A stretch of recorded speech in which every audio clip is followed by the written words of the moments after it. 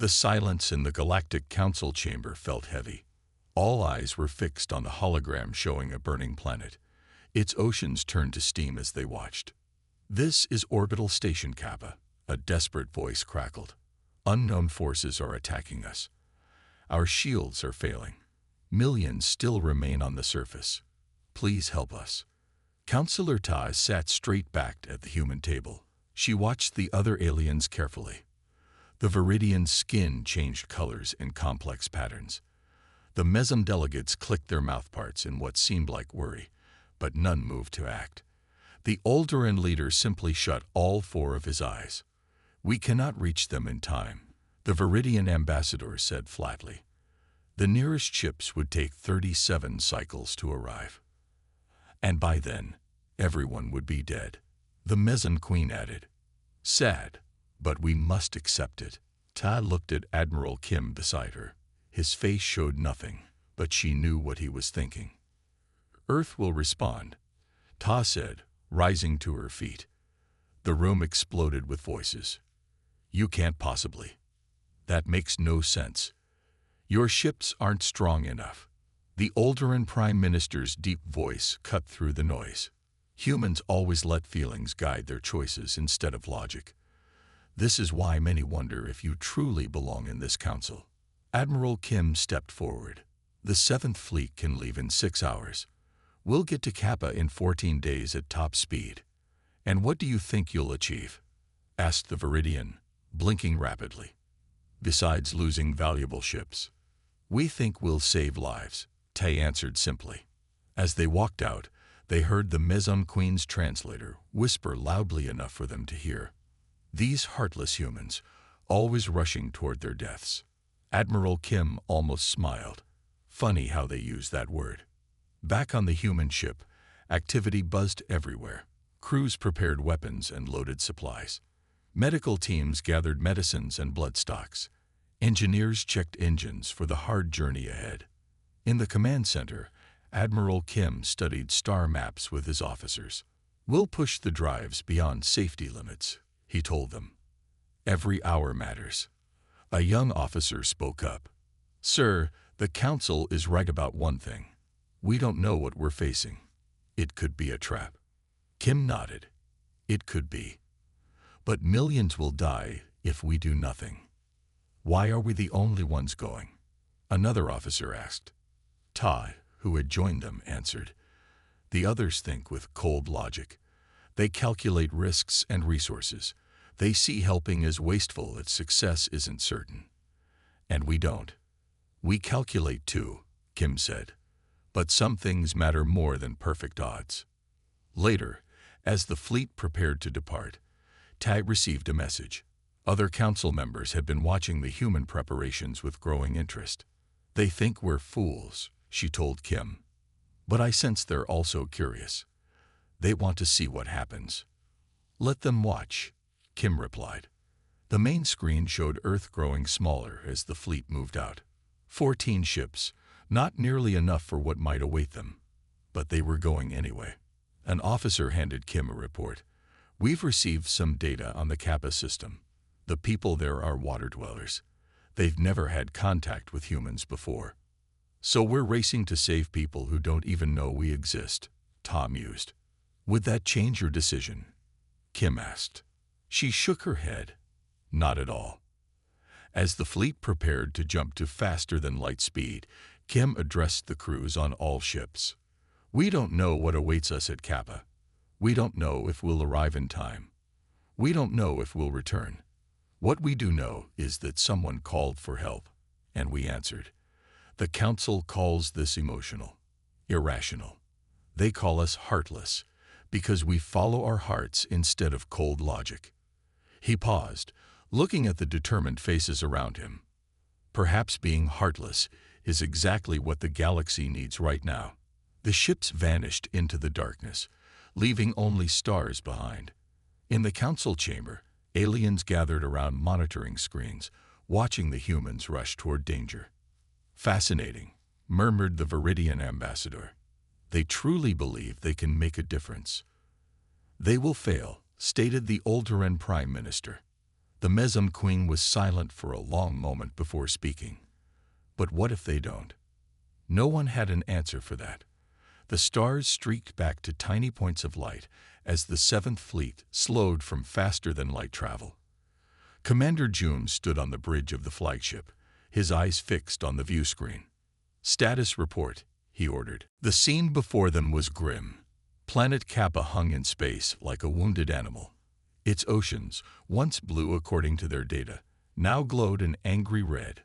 Strange objects orbited the world, massive things that looked more like living creatures than ships. They clung to the planet like hungry ticks. "Life signs on the surface?" June asked, his voice steady despite the horror before them. Lieutenant Sue bent over her scanner. "I'm picking up scattered life readings. Most of them are underwater in protected habitats. The captains seem to be water dwellers." "And the attackers?" Sue frowned at her readouts.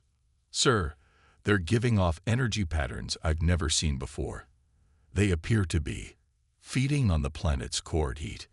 Before June could ask more questions, the communications officer called out, "Commander, incoming transmission from the surface." The screen flickered, showing a strange face. The being had smooth blue skin and large dark eyes. What looked like gills fluttered on its neck. "Human vessels. This is Elder Mu of the Kappan Collective. You came." The translator caught the mixture of surprise and desperate hope in the alien's voice. "We received your distress call," Jun replied. "We're here to help." Elder Mu's gills flared. "The Voidborn arrived 3 cycles ago. They drain thermal energy. When they finish, our planet will be cold and dead. And so will we." The tactical officer suddenly stood up. "Commander, 3 enemy vessels breaking orbit. They're heading toward us. They're huge."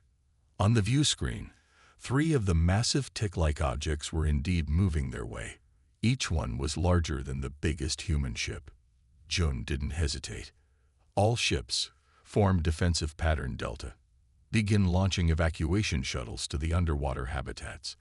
Lieutenant Sue, work with Elder Mu to coordinate pickup points."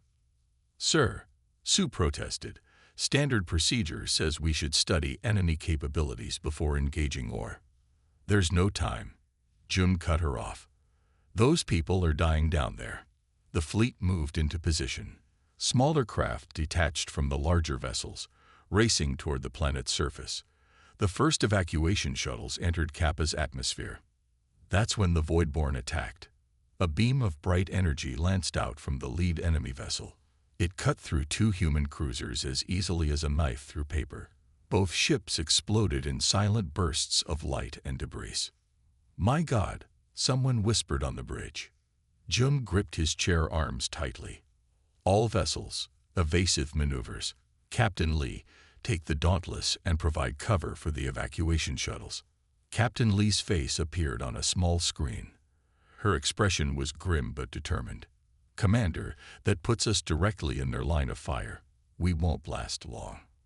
"I know," Jun said quietly, "but there are 30,000 civilians in that habitat." Lee nodded once. "Understood. Dauntless will keep them safe." Jun watched as the destroyer broke formation and positioned itself between the massive Voidborn ships and the evacuation route. The enemy immediately focused their attack on this new target. The Dauntless's shields lit up again and again as they absorbed terrible energy blasts. "Shuttle Group 1 is away," Sue reported. "They have 800 Kappans aboard." "Shuttle Group 2 launching now," added the tactical officer. On the communications channel, Elder Mu spoke again. "Why? Why would your people die for strangers?" Jun had no ready answer. On the screen, the Dauntless continued to take fire. Its shields were failing, its hull glowing red from the energy strikes. "Shuttle Groups 3 and 4 are clear," Sue announced. The Dauntless fired back at the Voidborn ships, its weapons seeming tiny against their massive bulk. But the destroyer held its position, drawing all enemy fire away from the escaping shuttles. "Final shuttles from the first habitat zone are away," the tactical officer reported. At that moment, the Dauntless's shields finally failed. The enemy beams sliced into its hull. The brave ship exploded in a flash of light so bright that June had to shield his eyes. When he looked again, only debris remained where the destroyer had been. But in its final moments, it had succeeded. All the evacuation shuttles from the first zone were safely away, carrying thousands of captains to the human fleet. Captain Lee and her crew, Jun said quietly. They saved those people. The bridge was silent for a moment. Then Sue spoke up. Sir, Elder Mu is asking to speak with you again. The alien's face appeared once more on screen. Your ship, your people, they chose to die for us. They chose to save you, Jun corrected gently. But why? The Council has ignored our pleas for days. You do not know us. You have never even met our kind before today. Jun considered his words carefully.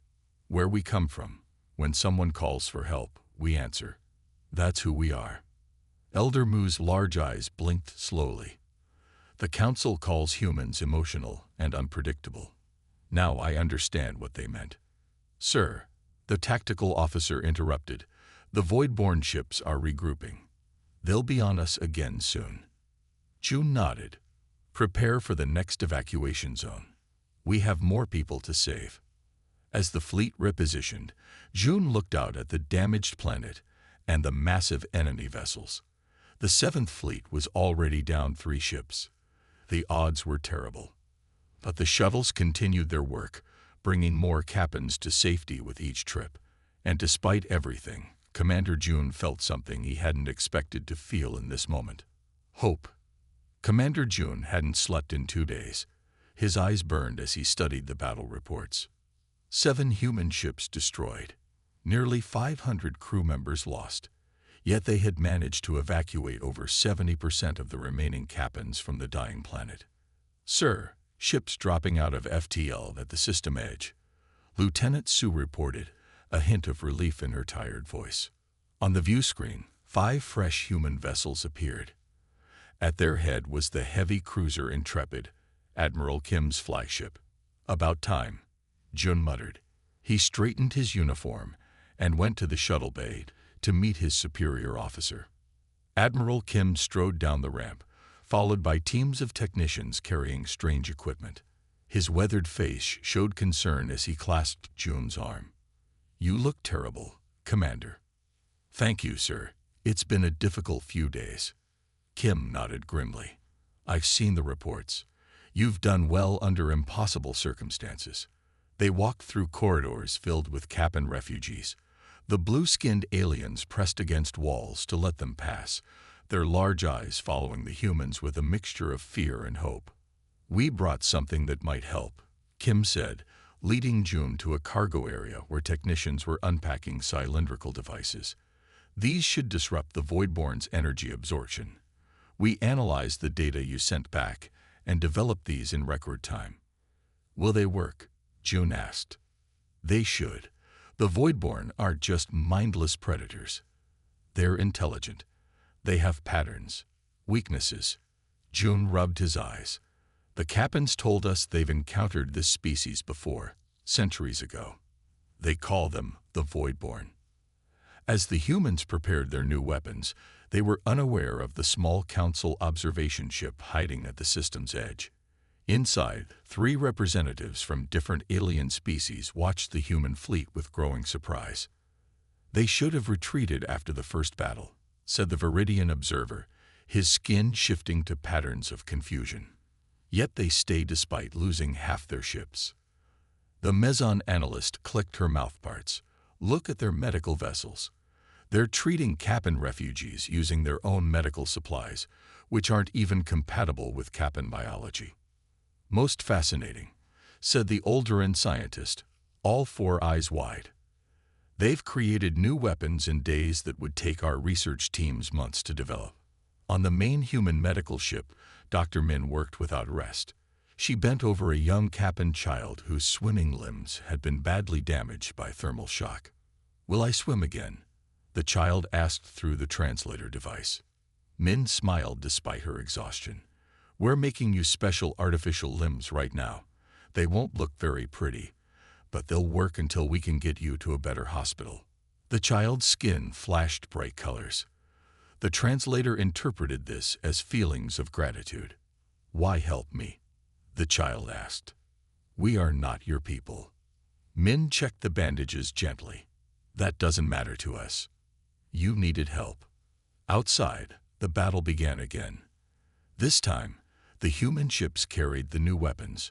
When the Voidborn attacked, the humans fired back with pulses of energy that disrupted the aliens' feeding systems. The largest Voidborn ship shuddered as the energy pulse hit it. Its attack beam flickered and died. The other enemy vessels showed similar effects. On the bridge of his ship, Jun could hardly believe what he was seeing. It's working. For the first time since the humans had arrived, the Voidborn ships pulled back, retreating to a safe distance. "They're confused," Lieutenant Su said, studying her readings. "Their energy intake is dropping rapidly." Admiral Kim stood beside Jun, watching the enemy retreat. "They're regrouping."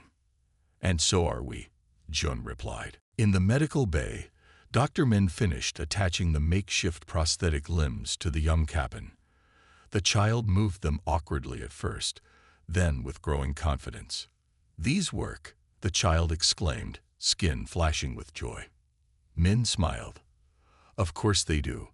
We promised they would." An adult Kappan approached, identified by the translator as the child's parent.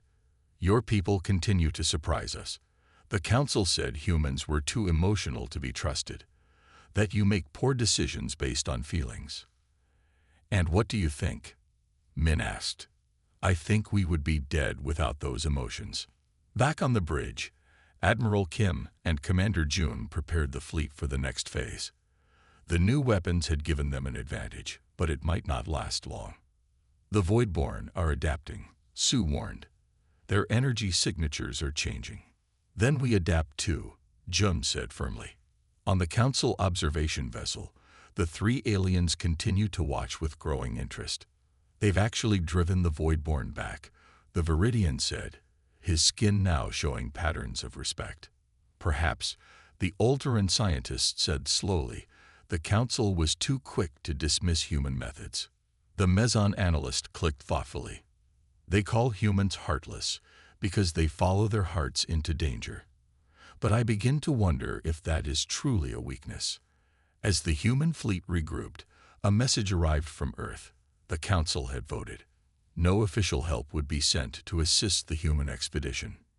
"Typical," Admiral Kim said after reading the message. "We're on our own."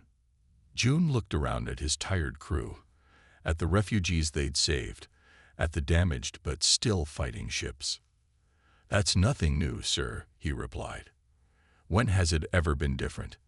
Kim almost smiled. "Prepare all ships. The Voidborn won't stay back for long. And when they come, we'll be ready." The quiet lasted less than 12 hours. Then the Voidborn came back.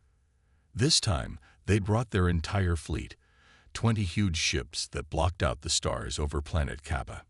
"My God," Admiral Kim whispered as he stared at the view screen. "There must be thousands of them in those ships." The emergency meeting room was packed with the remaining ship captains and top officers. Dr. Min stood at the front, showing images of Voidborn tissue samples. "They're starving," she explained, pointing to cellular structures. "From what we've learned, the Voidborn share one mind spread across many bodies. They need massive heat energy to keep their brain network working. So they eat planets to stay alive," Jun said, rubbing his tired eyes. "Yes," Dr. Min nodded. "And they're desperate now."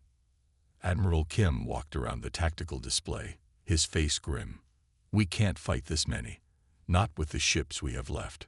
Lieutenant Su raised her hand. "What about talking to them? If they're smart enough to build those ships, maybe we can make a deal." Dr. Min shook her head.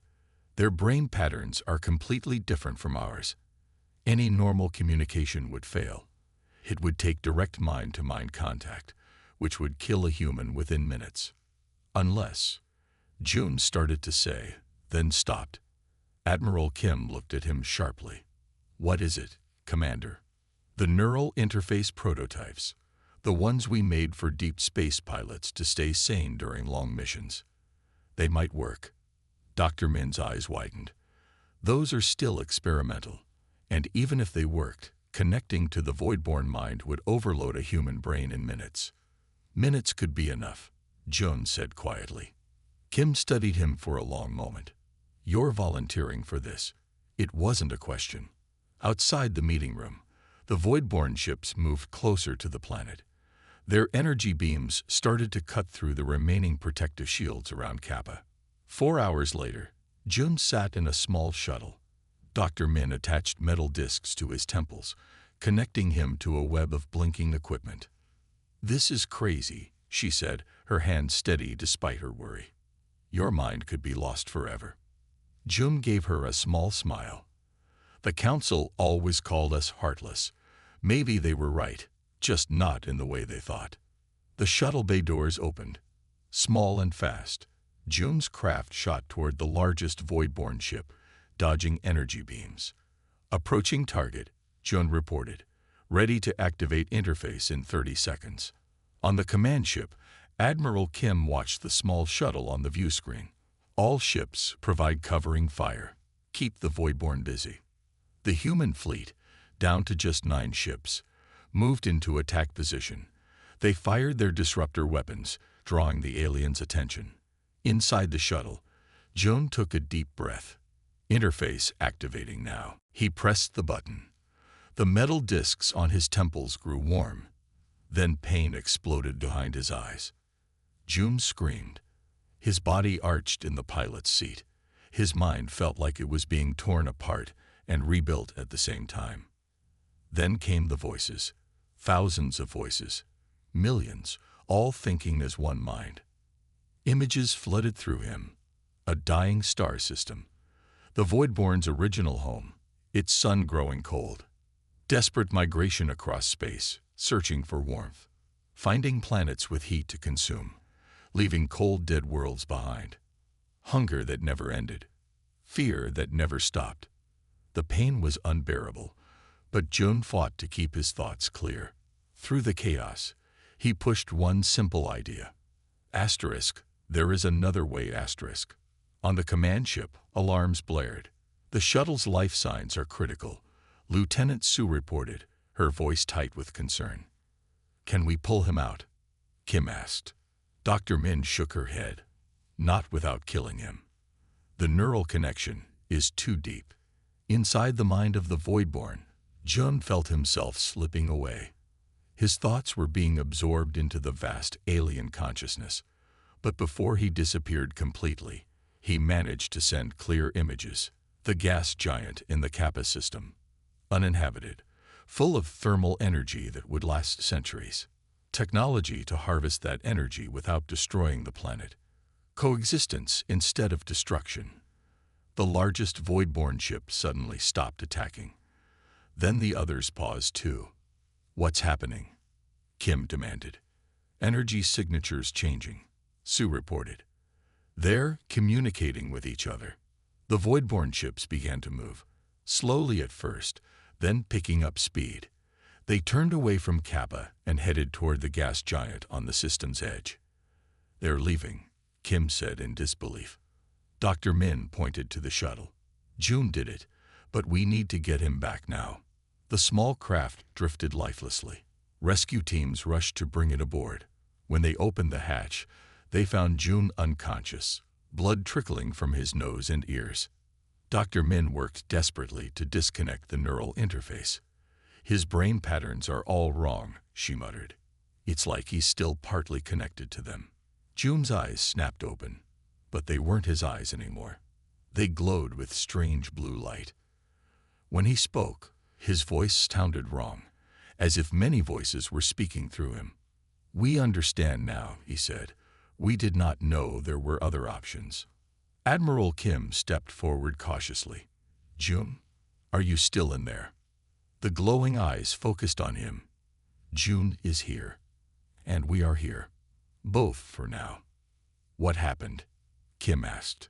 We showed them another way. June's voice said, now sounding more like himself. They were desperate, not evil. They'd been running for so long they forgot how to stop. On the view screen, the Voidborn ships settled into orbit around the gas giant. Strange structures began to extend from them, reaching into the planet's atmosphere. They're building energy collectors, June explained. They can feed without killing now. And you? Dr. Min asked gently. What about you? June closed his eyes. When he opened them again, they still had a hint of that strange glow. I'm still here, but part of me is with them now, and part of them is with me.